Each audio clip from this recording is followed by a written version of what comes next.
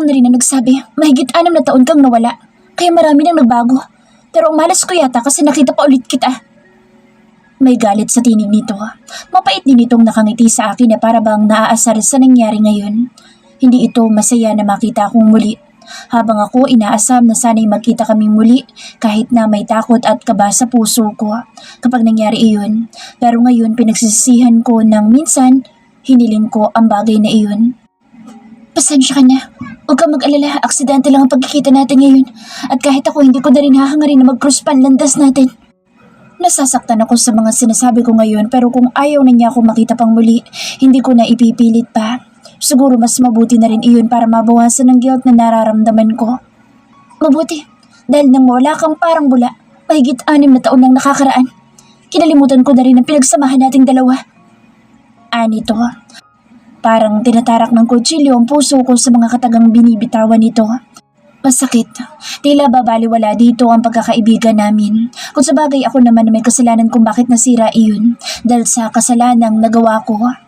Bumaling ito sa mga anak ko. Be careful next time, kiddo. Nagtago naman sa likuran ko si Ryan na tila natatakot dito.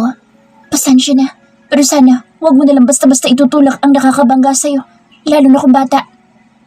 Naan rolled her eyes. Huwag mo ko turuan ang dapat kong gawin. Base sa reaksyon nito, nagsasayang lang ako ng oras at laway sa pakikipag-usap dito. Isa pang madami na ang napapatingin mga tao sa gawin namin, kaya iiwas na lamang ako. Mauna na kami. Paalam ko kay Maan pero pinigilan niya bigla ako at hinawakan ng braso ko nang akma na akong tatalikod. No, wala kang karapatang talikuran ako. Ako dapat ang mag-walk out, hindi kayo. Bye. Sad nito at mabilis nang tumalikod at naglakad palayo sa amin. Mommy, she's scary. Saad ni Ryan nang makalayo na ng tuluyan sa Maan. No, she's weird. Kontra ni Ryan na nakakunod pa ang noo habang tinatanaw ang lugar na tinungo na Maan. Don't mind her guys. She's just angry. But she's actually nice. Sad ko sa kambal at binigyan ng mga ito ng matamis na ngiti. Siguro nga may hindi kami pagkakaunawaan ni Maan base sa naging sagutan namin pero ayoko mag-isip ang mga anak ko ng masama laban dito. Do you know her, Mom? Ryle asked. Yeah, she's my best friend. But why is she angry?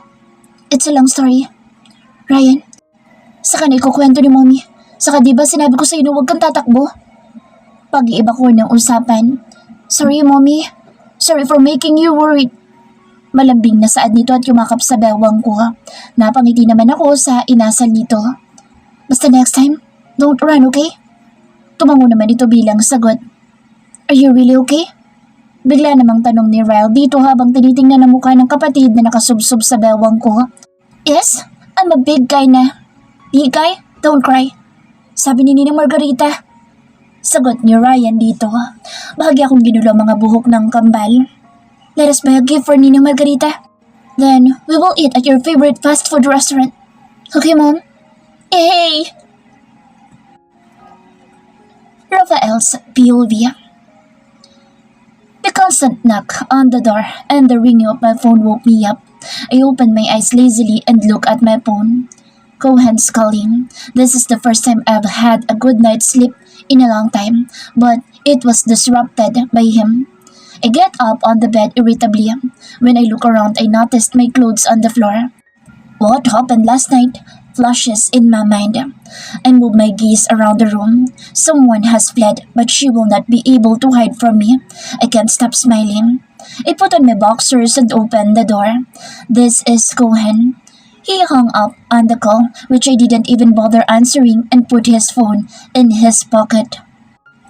Bro, it's already 9 o'clock in the morning. Remember, you need to go back to Manila to meet with a new investor. He said as he entered my room. He looked at me after noticing my unkempt bed and my clothes, which were still strewn across the floor. You seem to have partied with someone last night. He gave me a sly grin, but I just smirked. Where is she now? Already gone? Did she run away? He has a lot of questions. As an answer, I shrugged and went to the bathroom to freshen up before returning to Manila. I'm experiencing back pain and I checked in the mirror to see what's causing it. I noticed a few long scratches. It's her fingernails that caused it. The girl from the night before.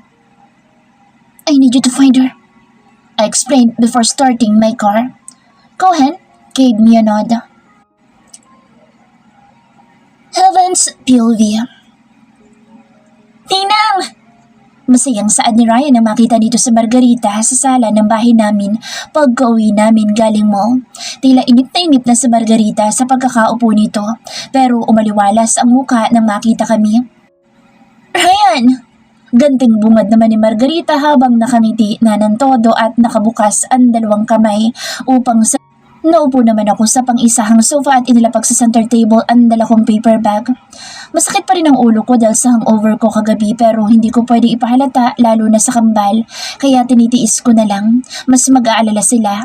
Isa pa tatanungin nila ulit ako about last night. Pasimple kong hinihilot ang sentido ko habang nanonood lang sa kanila. Hindi talaga ako sanay uminom pero mukhang naparami ang nainom ko kagabi na pati nangyari hindi ko na maalala. Lumapit si Ryan kay Ryle at naupo sa katabi nito. Naloloko ako sa kambal mo. Yung isa matabi lang dila samantalang yung isa masyadong matalas. Sure ka bang 6 na taon pa lang ang mga iyan? Nagkibit balikat lang ako bilang sagot. Hindi sa'yo nagmana si Ryan at Ryle. Talino pa lang nila halatang halata na. Tumaas ang kilay ko sa sinabi niya. Sinasabi mo bang hindi ako matalino? Bahagya itong ngumiti tapos ay nag-peace sign sa akin.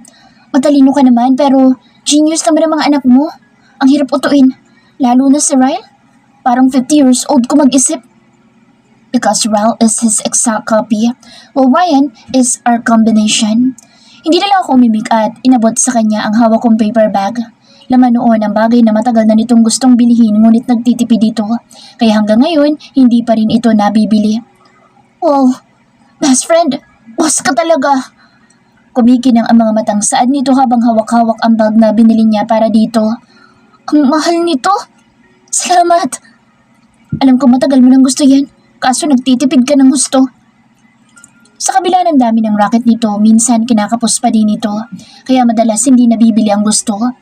Minsan nga pakiramdam ko nakakalimutan na nito ang sarili dahil busy itong buhay ng pamilya nito. The best ka talaga. Binigyan pa ako nito ng 2 thumbs up habang nakangiti ng todo. Kumindat lang naman ako dito at tumayo sa akin ako uupuan ko upang magtungo sa kusina upang uminom. Nanunuyo kasi ang lalamunan ko. Sumunod naman sa akin si Margarita habang naiwan ang kambal sa sala na may mga sarili ng mundo. Si Ryle na nagbabasa ng animal book nito habang nanonood naman ng cartoon si Ryan habang yakap-yakap ang bagong laruan nito. Oh, ibinigay sa akin ni Margarita ang susi ng kotse ko. Salamat. Sa parking lot lang na mismong bar na pinuntahan natin kagabi ko nahanap ang kotse mo. Bakit pa ba kasi naiwan? Ano nangyari? Malaking palaisipan sa akin ang lahat. Puno ng kuryosidad na tanong nito habang sinusundan ako ng tingin. Mahabang kwento. Inilapag ko ang basong pinag-inuman ko. Willing ako makinig kahit gaano pa kahaba yung kwento mo. Kulang na lang tubuan ako ng ugat sa pagkakaupo ko sa sala.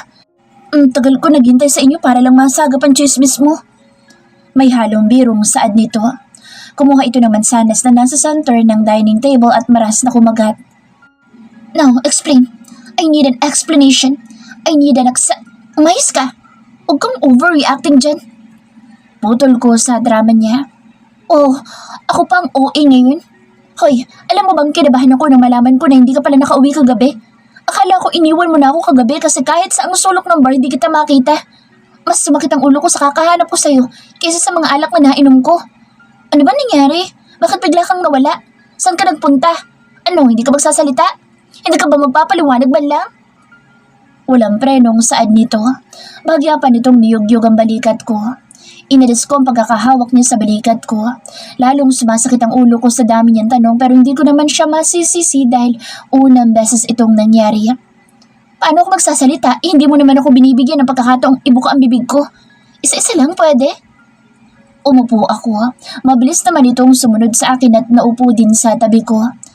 Kasi naman, sa mahigit 6 na taon natin pagkakakilala, ngayon lang ito nangyari. Dahil kagabi lang naman tayo nag-bar. Pamimilosopo ko. Pinalakihan naman ako ng mata nito. Huwag kang pilosopo. Kilala kita. Ikaw yung tipong aligaga laging umuwi dahil naghihintay sa'yo ang kambal. Kagabi nga gusto mo hanggang 11 lang tayo. Pangalawa, hindi mo iiwanin ang kotse mo nang basta-basta na lang. Kaya sigurado ako something happened. Paliwanag nito at nagdududa akong tiningnan kaya umiwas ako ng tingin sa kanya. She's right. Something happened. May nangyari na hindi dapat.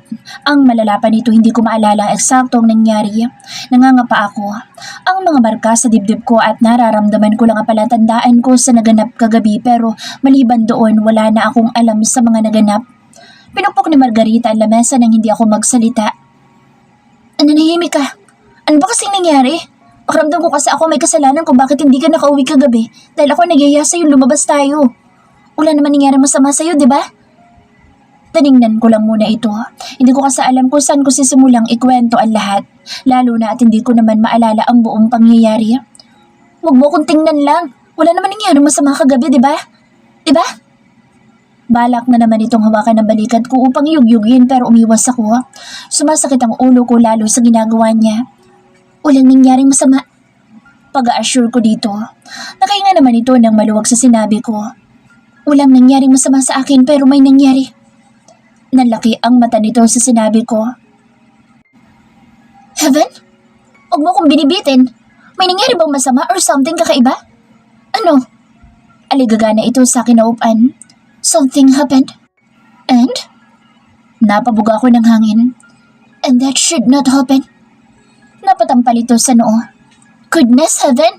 Magkwento ka ng buo, huwag putol-putol. Nakakaloka ka, Mariosep.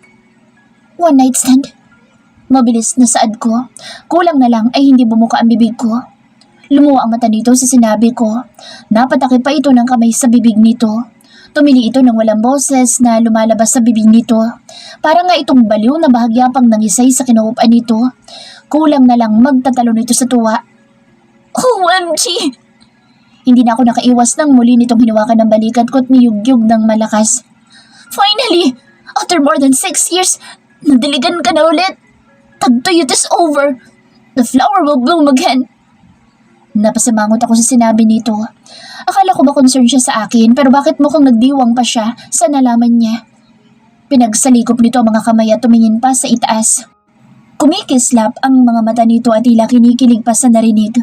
Masaya siya sa katangahan ko. Yan talagang reaksyon mo? Akala ko ba nag-aalala ka sa akin kanina? Bakit mukhang masaya ka pa sa nangyari sa akin?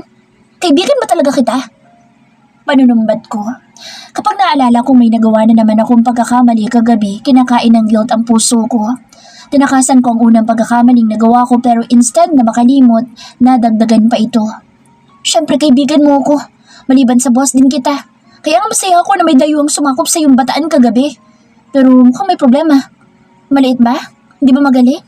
Nabitin ka ba? Ano? Tumirik ang mata ko sa mga tanong niya. Napabuntong hininga din ako ng malakas.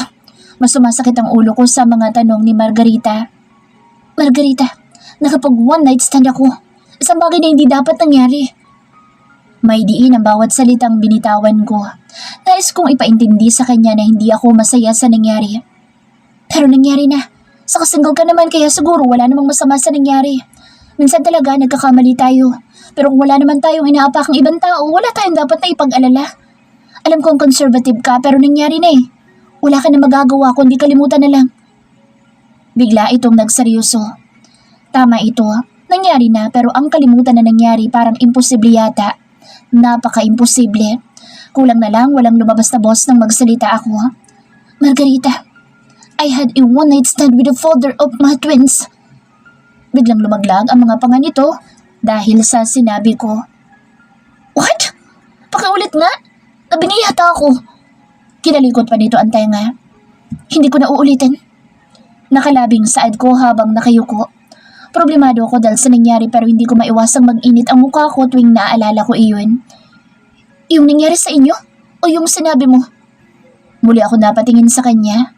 Malaki ang mga ngisi nito habang malisyosang nakatingin sa akin. Margarita! Napipi ko ng saad ko. Okay, seryoso na. Ibig mo sabihin, ang lalaki nagdala sa'yo sa paraiso kagabi ay ang tatay ng kambal mo? Tinagalog mo lang ang sinabi ko. Sa anong paraisong pinagsasasabi mo? Paraiso? Wala nga ako matandaan sa buong pangyayari. Heaven, my dear. That's destiny. Akalain mo sa dinami-dami lalaki sa mundo, sa ama pa ng kambal mo ikaw muling sumuko? Nag-aalalang napatingin ako sa sala kung nasa ng kambal dahil sa medyo may kalakas ang boses ni Margarita. Hinaan mo nga ang boses mo o marinig ka ng kambal? And it's not destiny, but stupidity. Sa dinami-dami na lalaki, bakit sa kanya pa? Nanghihinang saad ko. Ang ibigay ko ang sarili ko sa isang lalaking hindi ko naman karelasyon ay isang pagkakamali na. Pero ang may mangyaring muli sa amin ni Rafael ay talagang mas malaking pagkakamali. Tila sinasaid na ang konsensyang meron ako, lalo na at matapos ang nangyari kagabi ay muli pa kami nagkitang muli ni Maan. Tila ipinapaalala ng pagkikita namin kanina ang kasalanang nagawa ko. Napakalaki ng Pilipinas, napakadaming lalaki pero bakit siya pa? Hindi ako liberated pero siguro kung ibang lalaki ang nakasiping ko kagabi, hindi masyadong malaking problemang iniisip ko. Teka, kasal na ba siya sa iba? Kaya problemado ka? Nakapag-jar-jar ka sa may asawa na? Ganoon? Hindi. Hindi pa yata. Ewan, hindi ako sigurado. Hindi talaga ako sigurado. 6 na taon na ang nakalilipas kaya maaaring may posibilidad na kasal na siya. Sila na Maan. Idagdag pang parehong nandito sa San Antonio si Maan at Rafael. Malaki ang posibilidad na magkasama sila tapos may nangyari na naman sa pagitan namin ni Rafael. Sa ikalawang pagkakataon nakagawa na naman ako ng malaking pagkakamali na dadali ng konsensya ko habang buhay. So hindi ka sure. Kahit kailan hindi ka nagkwento about sa tatay ng kambal, tapos biglang boom! Nasisid na naman niyang perlas sa karagatan. Minsan talaga hindi ko alam kung seryoso ba siya o hindi dahil sa mga choice of words niya. Minsan ako na-iskandalo sa mga pinagsasasabi niya. Hindi pa kasi ako handang magkwento noon. Pero siguro, panahon na para malaman mo ang totoo. Hindi ko perpekto gaya ng tingin niyo sa akin. Pag-amin ko. Matagal na kami magkakilala pero kahit kailan hindi ako nagkwento sa kanya. Hindi rin naman niya tinangkang magtanong kaya wala pa talaga siyang alam tungkol sa akin. Maliban sa nabuntis ako at itinakwil ng aking ama. I know. Una sa lahat, wala naman perpektong tao. Lahat tayo nagkakamali. Pero kung ano man ang nagawa natin pagkakamali sa nakaraan natin, hindi yun batayan para masabi na masamang tao na tayo. Napangiti ako sa sinabi niya. Tumango din ako bilang pagsang-ayon. She's really something. Gustong-gusto ko kapag seryoso siya. Marami akong natututunan sa kanya, mga bagay na minsan hindi inaasahan ng iba na masasabi ni Margarita. I will tell you the truth about me and my past. You are my most trusted friend, kaya gusto ko makilala mo ako ng gusto. May nagawa akong pagkakamali sa nakaraan ko. Kung husgahan mo man ako, matatanggap ko. Umirap ito sa sinabi ko. Anong husgang sinasabi mo? Hindi kita uhusgahan. Kung may nagawa ka mang mali sa nakaraan mo, ang mahalagay pinagsisisihan mo na iyon. Isa pa, hindi rin naman ako perpektong tao para husgahan ka. Kaibigan mo ako. Ang role ko, intindihin ka, hindi ang husgahan ka. Tumingala ako upang pigilan ang luhang nais kumawala sa aking mga mata. Sana lahat ng tao gaya ni Margarita, yung iintindihin ka muna at hindi huhusgahan ng basta-basta. Ang swerte ko na maging kaibigan ko siya, kahit madalas may kalaswaan ang bunganga niya, at least totoo at maaasahan talaga. But I made the biggest mistake in the past, na hambang buhay ko nang dadalhin sa konsensya ko. Nahihirapang saad ko. Isipin pa lang ang nagawa ko ay nakokonsensya talaga ako, pero kung ano man ang naging bunga ng pagkakamali ko, minahal ko ito, ang kambal. Kung ano man ang nagawa mo, ramdam ko. Alam ko hindi mo ginusto kaya pwede na huwag mo nang pahirapan ang sarili mo. Nagkamali ka. Ang mahalaga natuto ka na. Sabi nga na itatama ang pagkakamali pero hindi na dapat inuulit. Pero naulit, Marge. Naulit siya. Kagabi lang. Yung bagay na pilit kong kinakalimutan at iniiwasang mangyaring muli. Nangyari na naman. Frustrated na saad ko. Minsan hindi ko alam kung malas lang ba talaga ako o sadyang may katangahan akong taglay. Siguro nga tama si Dad, hindi ako matalino gaya ng mga kapatid ko. Kung hindi ka pa handang ikwentong storya mo, okay lang sa akin. Hindi naman kita pinipilit. No, I want you to know the truth pa rin. Para mailabas ko rin ang mga bagay na matagal ko nang kinikimkim dito, sa dibdib ko. Okay, I will listen. Ngumiti ako dito bago sinimulang alalahanin ang nakaraan.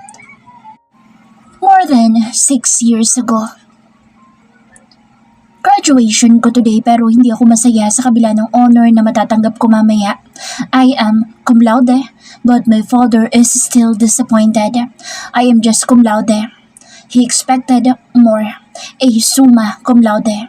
Para sa kanya, hindi sabat ang naabot kong honor para maniwala siya sa kakayahan ko. I am a disappointment for him. Last night when I asked him if he could attend my graduation, he didn't bother to answer. He ignored me but I am still hoping that he will come. Sanay na akong binabaliwala niya. Kahit kailan hindi siya dumalo sa mga school events ko mula noong bata pa ako. Palaging si Tita Cordelia ang nandoon para sa akin kaya lihim kong hinihiling na sana kahit ngayong araw na magtatapos ako.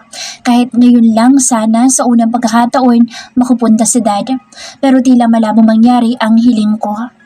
Kanina pa ako tumitingin sa entrance ng hall at nag-aabang sa pagdating niya pero wala. He will not come. Bulong ni Ate Sofia, buhat sa tabi ko nang mapansin niya na kanina pa ako tumitingin sa paligid. Umaasang makikita kahit ang anino ni Dad pero si Ate na mismo ang kumumpirma na hindi ito makakarating. But you knew him. Masyadong mataas ang expectations niya sa lahat. And sadly, para sa kanya hindi mo naabot iyon. He wanted us to be on top. Lumaglag ang balikat ko dahil sa sinabi niya. Alam ko naman iyon but this is my biggest day. Hindi ba siya pwedeng umattend na lang bilang ama ko? Mahirap pa talaga ang gusto kong mangyari. Subalit, imposible talaga ang nais ko. Loser pa din ako sa paningin ni Dad because I didn't reach the top and meet his expectations. Hindi magaling at hindi pwedeng ipagmalaki. Gustong gusto ng tumulo ng mga luha ko pero pinipigilan ko. Sayang ang makeup ko at mas lalang ayoko na mas magmukhang kawawa. Kinagat ko na lang ang pang-ibabang labi ko upang hindi pumatak ang mga luha ko. Hindi pa ba sapat na kinuha ko ang kursong gusto niya para sa akin? Mamasama sa matang tanong ko. Umiling ito. Dad is someone who is hard to please. And you are someone who needs to prove yourself for everyone that you have the right to carry our name. I am against about it. But wala din ako magagawa. Si Dad pa din naman susunod. Natawa ko na mapakla. Ang unfair kasi. I am his daughter too. Doesn't that give me enough reason to be part of the family? Matagal ko nang tanong ang bagay na iyon pero hanggang ngayon hindi pa rin ako mabigyan ng kasagutan. It is enough. You are a Rodrigo, whether they like it or not. Just don't mind them. If some can't accept you, I am here. Always. Graduation mo, kaya huwag mo na munang intindihin ang mga bagay na makakasira ng araw mo. Smile. Cheer up, okay? Tumango lang ako sa sinabi niya. Nagbabara pa rin sa lalamunan ko dahil sa pinipigilang iyak. Tumingin ako sa paligid. Lahat sila ay masaya. May ilang nagpapapicture pa pero heto ako sa isang tabi. Dinadamdam ang hindi pagdating ni Dad. I'm still thankful kay ate. Siya, yung unang taong tinanggap ako bilang isang Rodrigo. While others think that I am still an outsider because I am a love child. My perfect father's mistake. The dirt on his name. Tita Cordelia will be here too. May meeting lang siya. But she promised that she will come. And of course, your boyfriend is too. Sure naman ako na darating siya kaya ngumiti ka na. Napipilitang ngumiti ako dahil sa sinabi niya. Tita Cordelia is like a mother to me. Siya na ang nag-alaga sa akin mula nang mamatay ang aking ina. Nakababatang kapatid siya ni Daddy at may sarili ng pamilya pero madalas pa din niya akong dinadalaw noong bata pa ako. Until I grew up, she still took care of me. The graduation ceremony was done and my dad didn't come. A bitter smile escaped from my lips. Hey darling, I'm sorry I'm late. It's Tita Cordelia. She kissed me on the cheek. It's okay, Tita. I know you are very busy, and I am happy that you'd be able to come. Nakangiting niyakap ko ito. Sumenyas naman si Ate Sofia sa amin na may sasagutin lang daw itong tawag habang nakaturo sa cellphone niya. Tumango ako dito bago muling bumaling kay Tita Cordelia. Of course, it's your graduation.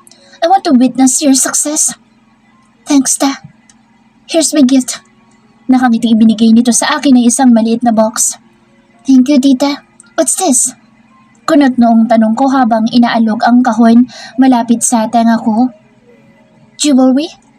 She didn't answer but she winked at me. Let's go. I have prepared something to celebrate your graduation. I cook your favorite adobo. Said Cordelia. Yumakap naman ako sa braso niya. I am sorry, Tita, but I can't go with you. Tumawag si Dad. Kailangan daw ako sa opisina. Singit ni Ate Sofia na kalalapit lang sa amin. It's okay, Iya. Sige lang. Ani Tita Cordelia. Binigyan ko naman ng ngiti at tangulang si ate. Si Dad ang tumawag kaya alam kong wala siyang choice. Humalik muna siya sa pisngi namin bago nauna nang umalis. Nagmamadali pa ang bawat hakbang nito. Yung ama mo, napakatigas talaga. Nakasimangot na komento ni Tita habang naglalakad kami patungo sa kotse niya. Hindi ako nagsalita pero mapait akong napangiti. Sanay na ako sa ugali ni Dad. Alam ko naman na mas may priority pa siya kesa sa akin, sa amin. Habang nakasakay kami sa kotse patungo sa bahay ni Tita Cordelia ay biglang nag-beep ang cellphone ko. I am sorry, he can't come. Urgent meeting. Yun ang mensahe mula kay Roy. He is my boyfriend. Boyfriend na pinili para sa akin ni Dad. Lahat naman si Dad ang nasusunod. Siya ang may hawak ng takbo ng buhay ko. Mula sa kurso hanggang sa kung sino ang dapat ko maging nobyo, dapat na ayon sa kanyang gusto. Mabait naman si Roy, yun nga lang madalas wala siyang oras para sa akin dahil abala sa negosyo ng pamilya niya. Naintindihan ko naman, wala naman akong choice kundi intindihin sila. Mapait ako napangiti at masyado nang late ang mensahe niya. Tapos na nga ang programa. Okay lang naman sa akin kung hindi sila makapunta dahil may mas importanteng bagay silang dapat na unahin. Pero sana sa una pa lang sinabi na nila para hindi ako umasa. Okay lang. Pag-aalo ko sa sarili ko at tumingin sa bintana ng kotse bago pa simpleng pinahid ang luhang kumawala sa aking mga mata. It's already 7 in the evening. Matapos kumain sa bahay ni Tita Cordelia ay umuwi na rin ako agad. Wala pang tao sa bahay maliban sa mga katulong na abala sa mga gawain nila. Siguro may dinaluhan na namang event or dinner meeting si Dad. May sariling kondo naman sa Ate Sofia kaya madalang na siyang umuwi sa mansyon habang palagi namang wala si Kuya Lexus. Kaya madalas ako lang talaga ang naiiwan sa bahay kasama ng mga katulong. Dumiretso ako sa kwarto ko at marahas na ibinagsak ang katawan ko sa kama. Humiga ako habang nakasahid ang mga paa sa sahig. Nakakapagod. Pipikit na sana ako na bigla kong maalala ang regalo sa akin ni Tita Cordelia. Dali-dali kong kinuha ang bag ko. Maliit lang ang kahon. Siguro sing-sing o hikaw ang laman nito. Madalas kasi alahas ang regalong natatanggap ko buhat sa kanya. Binuksan ko ang kahon ngunit hindi alahas ang laman nito kundi susi. Susi ng kotse. Napasuntok ako sa hangin sa sobrang saya. Excited akong bumaba sa kama at tumakbo papuntang garahe. Nanlaki ang mata ko sa tuwa habang nakatingin sa sasakyang nasa aking harapan. Isang mamahaling pulang kotse. Bahagya akong pinadaan ang aking daliri sa ibabaw ng kotse upang damhin ito. Binuksan ko ito. Napahinga ko ng malalim habang sinisinghot ang amoy brand new na leather. I sat on the driver's seat at kinalikot ang loob ng kotse. Matagal ko ng pangarap na magkaroon ng sariling kotse pero ayaw ni Dad. Sa aming magkakapatid, ako lang ang walang sasakyan. Hindi naman sa materialistic ako pero minsan hindi ko maiwasang mainggit sa mga kapatid ko. Lahat kasi ng gusto nila mabilis na ibinibigay ni Dad, kahit na stricto din ito sa kanila. Habang sa akin lagi niyang sinasabi na kung may gusto ako, dapat paghirapan ko. May point naman siya but still, I want him to treat me like how he treated my siblings. I dialed my aunt's number. Thank you so much, Tita. Ikaw na talagang favorite tita ko. Masayang bungad ko na may halong biro. You're welcome, darling. Saka ako lang naman talaga ang tita mo, kaya huwag mo na akong bulahin. I hope you like it. I love it, ta. Malaki ang ngiti ko. This is my dream car. Akala ko matatagalan pa bago ako magkaroon nito. Tila nakalimutan ko ang lahat ng sama ng loob ko kanina dahil sa natanggap kong regalo. Malaki ang mga ngiting bumalik ako sa aking kwarto. I was about to go into the bathroom to clean myself when my phone rang. Si Mean ang tumatawag. She is my best friend. Congratulations! Sigaw nito sa kabilang linya. Bahagya ako pang inilayo ang cellphone ko sa tenga ko dahil sa lakas ng boss niya. Thank you, Mean. May tipid ng ngiti sa labi ko kahit na hindi niya ako nakikita. Buti pa ito kahit busy na alala ang graduation ko. I am sorry kung hindi kita masasamahang mag-celebrate today. Dapat nagpa-party tayo but I'm still here in Sorsogon for my photo shoot. Don't worry, babawi ako pagbalik ko. Hingim pa umanhin ito. Okay lang, naiintindihan ko. Alam kong busy ka. Sikat yata ang best friend ko. Pagbibiro ko pa. Pero totoo naman, sikat na ito. Hindi man sobrang sikat pero madami na itong proyekto kaya madalas sobrang abala na ito. Nagsisimula pa lang ako. Ikaw naman, advance mag-isip. Come on, Mayan. Sure ako, sisigat ka ng higit pa. Ikaw pa? Maganda na matalino pa. Pagbuboost ko sa kanya, siya sa model and actress. Nagsisimula pa lang siya sa industriya pero marami na agad siyang tagahanga. Kaya alam ko balang araw, mararating niya ang pangarap niyang maging isang tanyag na artista at nandito lang ako lagi para suportahan siya. Best friend talaga kita. Ang galing mo mambola. Basta, babawi ako pagbalik. Dapat lang. Natatawang saad ko. Promise yan. Sige, ibababa ko na ito. Tawag na ulit ako. Bye. Marahas akong napabuga ng hangin nang maibaba ko na ang hawak kong cellphone. She always said na babawi siya pero minsan nakakalimutan na niya dahil sa sobrang dami niyang trabaho. Pero naunawaan ko naman siya. Hindi niya hawak ang oras niya at madalas out of town pa siya dahil sa nature ng trabaho niya. Hindi gaya dati na lagi kaming magkasama.